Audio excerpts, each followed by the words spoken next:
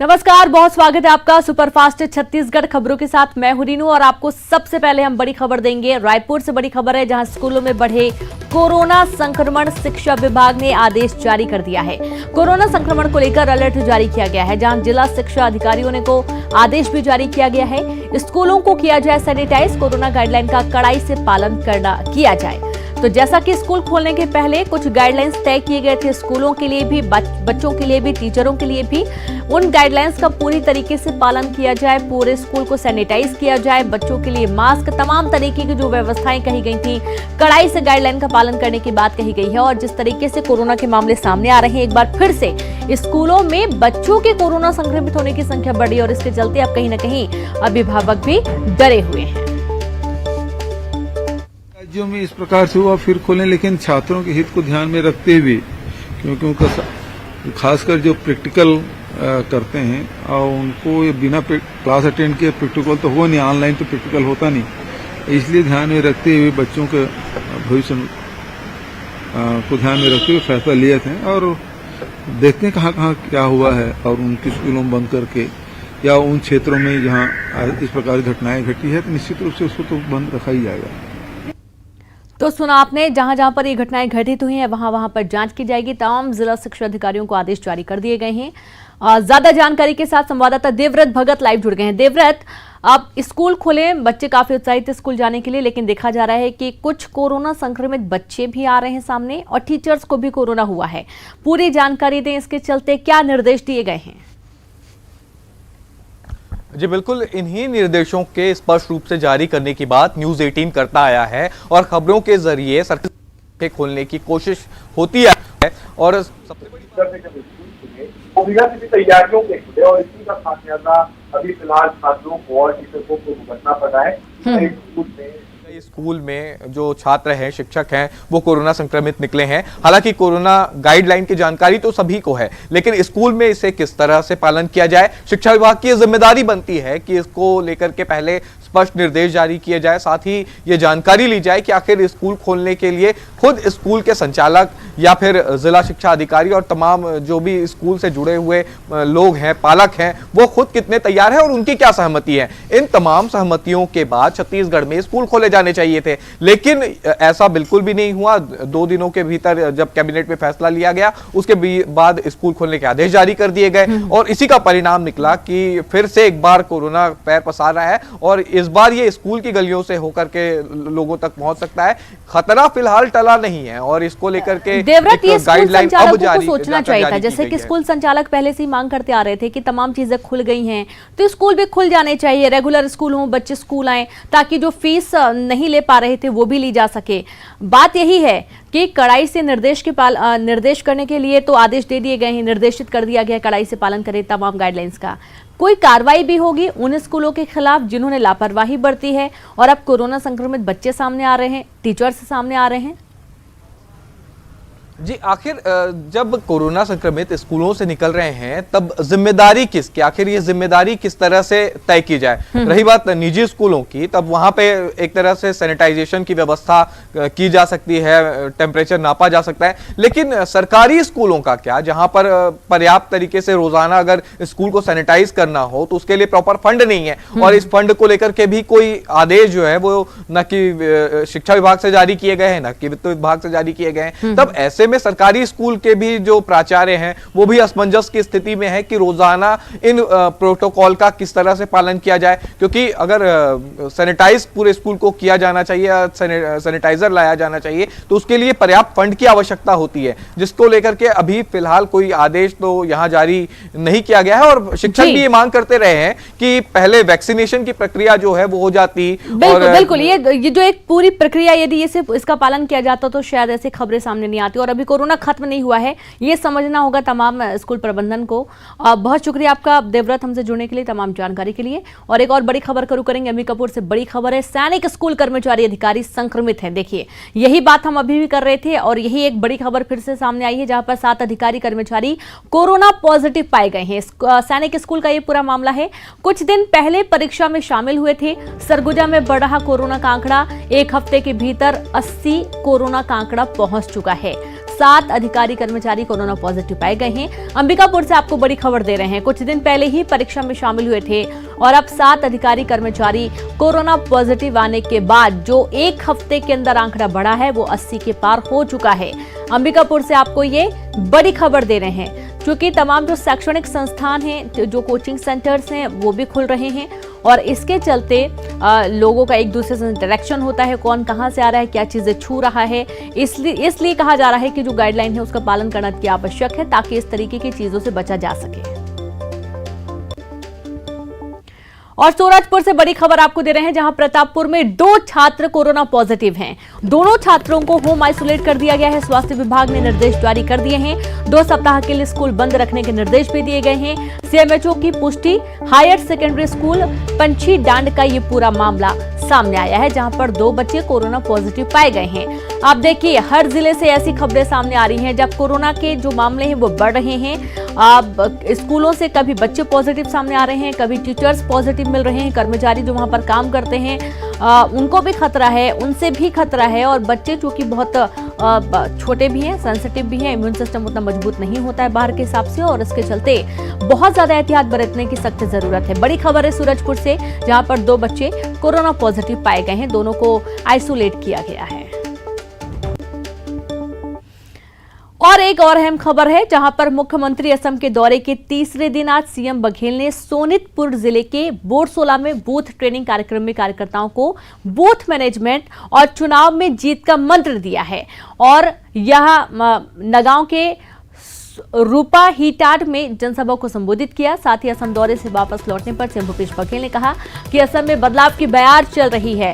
उन्होंने बीजेपी अध्यक्ष अमित शाह पर भी निशाना साधते हुए कहा कि जिस तरह से छत्तीसगढ़ में बीजेपी ने 65+ का नारा दिया और कांग्रेस ने उस लक्ष्य को प्राप्त कर लिया, ठीक उसी तरह से असम में अमित शाह ने 100+ का नारा दिया तो यहाँ भी कांग्रेस गठबंधन को 100+ सीटें मिलने वाली हैं। इसके साथ ही उन्होंने देश में बढ़ती पेट्रोल डीजल की कीमतों के लिए केंद्र पर निशाना साधा। साथ ही धान की नीलामी के सवाल पर कहा, हमारे ऑप्शन खुले हुए हैं।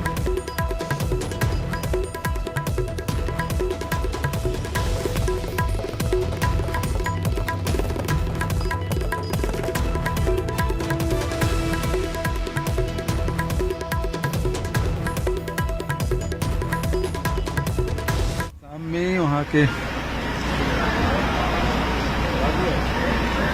जो स्थिति है उसमें अब चुनाव गरमाने लगा है और धीरे धीरे माहौल बनते जा रहा है। लोगों में परिवर्तन की चाहत है और कार्यकर्ताओं में भारी उत्साह है। अमित शाह जी यही 65+ बोल के गए थे और मैंने कहा था कि 65+ हमारा होगा और रिजल्ट देख लीजिए वही हुआ। वहां भी अमित शाह जी 100+ बोल के गए हैं। हमारा जो गठबंधन है वो 100+ हमारा आएगा। कांग्रेस के गठबंधन का 100+ आएगा। ये वहां के माहौल से पता चलता है। न केवल पेट्रोल के, डीजल के, बल्कि LPG गैस के भी भाव बढ़े हैं और उसके साथ साथ मैंने उस समय भी बजट सत्र जब सेंट्रल गवर्नमेंट ने जब बजट प्रस्तुत किया तब भी मैंने कहा था कि पेट्रोल डीजल के जो भाव बढ़े हैं उससे महंगाई बढ़ेगी, घर का अर्थव्यवस्था बिगड़ेगी। और साथ ही ये भी मैंने कहा कि सेस लगाने से, जितने भी एक्साइज में जो सेस लगाए हैं उसके कारण से राज्यों के राजस्व में कमी आएगी। जो एक्साइज ड्यूटी था उसे कम करके उन्होंने सेस लगा दिया। तो सेस तो सीधा सेंट्रल गवर्नमेंट के खाते में जमा होना है, उससे राज्य सरकारों को इसमें भारी क्षति उठानी पड़ेगी। भारत सरकार से हमने बार बार आग्रह किया और अभी भी हम लोग लगे हैं, लेकिन एक जो दूसरा जो रास्ता है नीलामी का वो भी हम खोल के रखते हैं, क्योंकि आखिरी में अभी जैसे 24 लाख मीट्रिक टन लिए हैं, बाद में बढ़ जाता है या नहीं लेते, आखिरी समय मालूम बिल्कुल मना ही कर दे। हम तो उम्मीद करते हैं कि मिलेगा। तो उस स्थिति में एक अपने एक देखना ये है कि राज्य को कम से कम हानि हो, उस रास्ते को हम लोगों को अख्तियार करना पड़ेगा। 21 फरवरी को बीजेपी की एक महत्वपूर्ण बैठक दिल्ली में होगी। राष्ट्रीय अध्यक्ष जयप्रकाश नड्डा बैठक लेंगे और जिसमें सभी राज्यों के प्रदेश अध्यक्ष और संगठन मंत्री शामिल होंगे। और इस बैठक में बीजेपी के राष्ट्रीय उपाध्यक्ष डॉक्टर रमन सिंह, प्रदेश अध्यक्ष विष्णुदेव साय, प्रदेश संगठन मंत्री पवन साय भी शामिल होंगे। बैठक में संगठन के आगामी कार्यक्रमों और अन्य विषयों पर भी चर्चा होगी। पूर्व सीएम रमन सिंह ने असम और पश्चिम बंगाल दोनों राज्यों में बीजेपी की जीत का दावा किया। उन्होंने कांग्रेस के दावों पर तंज किया और कहा कि जितने भी चुनाव हुए हैं उसमें कांग्रेस तीसरे और चौथे स्थान पर चली गई है। लगातार कोविड की वजह से ये करीब 7-8 महीने बाद कोविड के बाद ये महत्वपूर्ण बैठक है जिसमें आगामी कार्य योजना पे भी चर्चा होगी। छत्तीसगढ़ में हम लोगों ने क्या योजना बना के क्रियान्वयन कितना हुआ है उसकी भी जानकारी होगी। और ये महत्वपूर्ण बैठक है क्योंकि बहुत दिनों बाद ये बैठक संभव हुआ है। जितने चुनाव हुए कांग्रेस के, जितने भी राहुल गांधी का दावा हमेशा रहता है, उनके प्रभारियों का दावा रहता है, मगर आज तक जितने चुनाव लगातार पिछले 2 साल में हम देख रहे हैं तो कांग्रेस पीछे से पीछे जा रही है, चौथे नंबर 5वें नंबर में जा रही है। बड़े बड़े राज्य उनके हाथ से चले गए, उत्तर प्रदेश चला गया, बिहार चला गया, अन्य महत्वपूर्ण राज्य उनके हाथ से चला गया, असम उनके हाथ से निकल गया था। अब तो भारतीय जनता पार्टी को एक लंबी छलांग कि पश्चिम बंगाल में और इस बार भारतीय जनता पार्टी की सरकार बनेगी और असम में भी हम वापस लौट के आ रहे हैं। देश भर में पेट्रोल और डीजल की बढ़ती कीमतों से हड़कंप मचा हुआ है, लेकिन छत्तीसगढ़ में लोगों के लिए राहत की खबर है। यहां अब भी पड़ोसी राज्यों की तुलना में पेट्रोल 12 रुपए तक और डीजल 4 रुपए तक सस्ता मिल रहा है। ये राहत इसलिए मिली क्योंकि पड़ोसी राज्यों के मुकाबले छत्तीसगढ़ की भूपेश बघेल सरकार ने वैट दर कम रखी है। छत्तीसगढ़ में वर्तमान में पेट्रोल पर स्टेट टैक्स यानी कि वैट के रूप में 25% के साथ 2 रुपए और डीजल पर 25% के साथ 1 रुपए प्रति लीटर लिया जा रहा है। हालांकि दूसरे राज्यों से पेट्रोल की कीमतें कम होने के बावजूद इस मुद्दे को लेकर भी राजनीति हो रही है। कांग्रेस का कहना है कि छत्तीसगढ़ में भूपेश सरकार ने वैट की दरें कम रखी हैं, इसलिए यहां पेट्रोल की कीमतें अन्य राज्यों के मुकाबले कम है। लेकिन बीजेपी का यही कहना है कि यह दरें पूर्ववर्ती रमन सरकार की ओर से तय की गई थी और उसे मेंटेन भी रखा गया। यही वजह है कि इस वक्त राज्य में पेट्रोल की कीमतें अन्य राज्यों के मुकाबले कम है। सरकार ने अपने जो पड़ोसी राज्य हैं उनकी तुलना में वैट कम रखा हुआ है। इसके कारण आज हमारे यहाँ पेट्रोल का दाम मध्य प्रदेश की तुलना में लगभग 9.5 रुपये सस्ता है, डीजल भी 2.5 रुपये सस्ता है, उड़ीसा की तुलना में सस्ता है। अन्य राज्यों, कई ऐसे राज्य हैं जिनकी तुलना में हमारे यहाँ डीजल के भी दाम 4 रुपये सस्ते हैं। तो कहीं न कहीं हमारी सरकार की जन सारोकारों के प्रति जो प्रतिबद्धता है उसको दर्शाता है। केंद्र सरकार भी मुनाफाखोरी वाली नीति कम करके यदि एक्साइज ड्यूटी कम कर दे तो इसका फायदा देश के गरीब आदमी को पड़ेगा, देश के आम आदमी को मिलेगा। झूठ बोलना, भ्रम की राजनीति करना कांग्रेस का इतिहास रहा है। छत्तीसगढ़ की कांग्रेस सरकार ये श्रेय ले रही है कि पेट्रोल और डीजल के रेट अन्य राज्यों से यहाँ बहुत कम है, तो इसमें कांग्रेस की क्या उपलब्धि है? ये दरें तो डॉक्टर रमन सरकार ने तय की थी और उन्होंने 15 साल उसे मेंटेन भी किया। 2018 में रमन सरकार ने 2.5 रुपए प्रति लीटर डीजल और पेट्रोल पर दरें कम भी की थी और कांग्रेस की सरकार ने आते ही वो छूट वापस ले ली। तो अगर छत्तीसगढ़ की कांग्रेस सरकार की कोई उपलब्धि है तो ये 2.5 रुपए की छूट वापस लेना ही है। इन्होंने तो जनता की जेब पर डाका डाला है।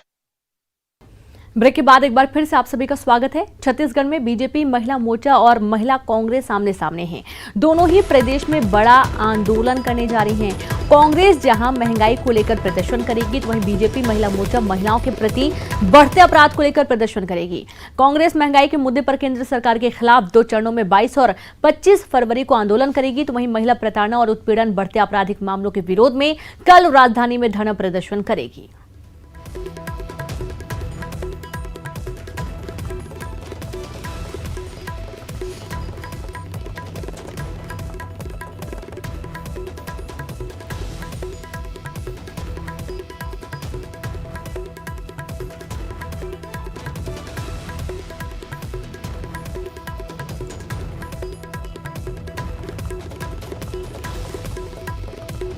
कि महिला मोर्चा वर्सेस महिला मोर्चा की बात नहीं है। कांग्रेस की जो रणनीति है, जब भी हम स्थानीय मुद्दों पे बात करते हैं, जब भी हम स्थानीय मुद्दों की चर्चा करते हैं, तो कांग्रेस उससे भागती है। और उसके कारण से आप सिर्फ एक इस आंदोलन की बात ना करें।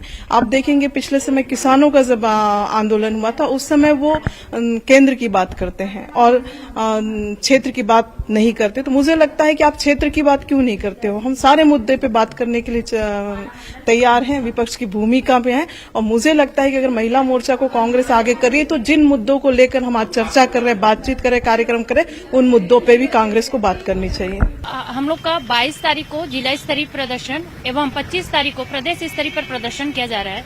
आप देखेंगे कि महंगाई बेलगाम होती जा रही है। जो सिलेंडर यूपीए सरकार में 400 के लगभग के आसपास मिलती थी, वो सिलेंडर लगभग आज 1000 के पार हो गई है। यदि हम पेट्रोल डीजल की बात करें तो आप ये 100 का शतक पार कर रही है। तो इस तरह से बेलगाम महंगाई के कारण महिलाएं त्रस्त है। तो महिलाओं की समस्या को ध्यान में रखते हुए हम इस प्रकार के प्रदर्शन कर रहे हैं। शायद बीजेपी शासन को ये नहीं पता कि पेट्रोल डीजल के दाम बढ़ाने पर हर चीज के दाम पर वो प्रभावित होता है। तो डीजल पेट्रोल के साथ साथ खाने के तेल में भी आग लगी हुई है, जिससे लोगों की रसोई का जायका बिगड़ता जा रहा है। जी हां, पेट्रोल और डीजल की कीमतों में उछाल के बाद अब आम आदमी को रसोई की चिंता भी सताने लगी है। खाद्य के तेल के दामों में भी बढ़ोतरी हो गई है। अप्रैल से लेकर अब तक यानी कि 10.5 महीनों के बीच में खाद्य तेल की कीमतें 300 से 800 रुपए प्रति टिन तक बढ़ गई है, जिससे आम आदमी काफी परेशान है।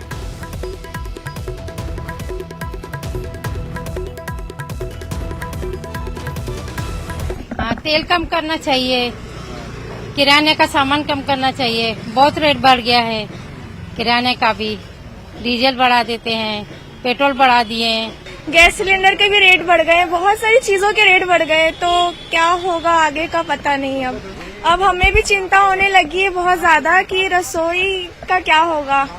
और इतनी ज्यादा रेट का, ऑयल का इतना ज्यादा रेट बढ़ गया है, तो कैसे होगा कुछ समझ में नहीं आ रहा है। अब राजनांदगांव में पेट्रोल डीजल की कीमत को लेकर एनएसयूआई के कार्यकर्ताओं ने अनोखा प्रदर्शन किया।